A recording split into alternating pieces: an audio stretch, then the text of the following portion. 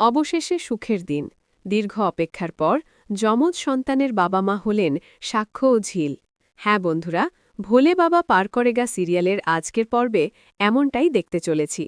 গল্পের শুরুতেই দেখা যায় বহু বছরের আশা, প্রার্থনা আর না বলা কষ্টের ভেতর দিয়ে হাঁটার পর তাদের জীবনে এলো পরিপূর্ণতার এই আলো।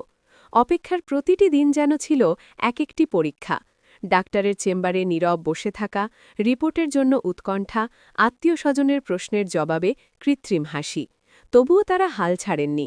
সাক্ষ্য সবসময় ঝিলের হাত শক্ত করে ধরে বলতেন, একদিন আমাদের ঘরও ভরে উঠবে। আর ঝিল বিশ্বাস রাখতেন সেই কথায়। ভালোবাসা আর পারস্পরিক ভরসাই ছিল তাদের সবচেয়ে বড় শক্তি। সময় গড়িয়েছে, রীতি বদলেছে, কিন্তু তাদের স্বপ্ন বদলায়নি। অবশেষে এলো সেই কাঙ্ক্ষিত সকাল। হাসপাতালে প্রথম কান্নার শব্দ শুনেই সাক্ষীর চোখ ভিজে ওঠে।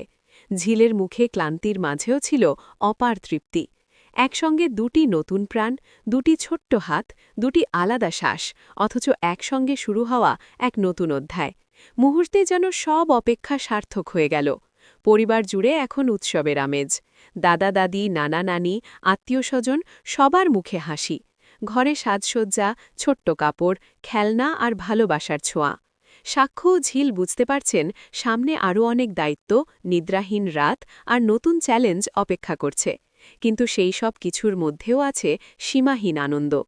এই যমজ সন্তানের আগমন শুধু তাদের পরিবারকেই পূর্ণ করেনি, পূর্ণ করেছে বহু বছরের ধৈর্য আর বিশ্বাসের গল্পকে। ভালোবাসা, আশা আর অটল আস্থার কাছে অপেক্ষার দীর্ঘ পথও একসময় হার মানে। সাক্ষ্য ও ঝিলের জীবনের এই অধ্যায় যেন তারই উজ্জ্বল প্রমাণ। আবার দেখা হবে পরের ভিডিওতে।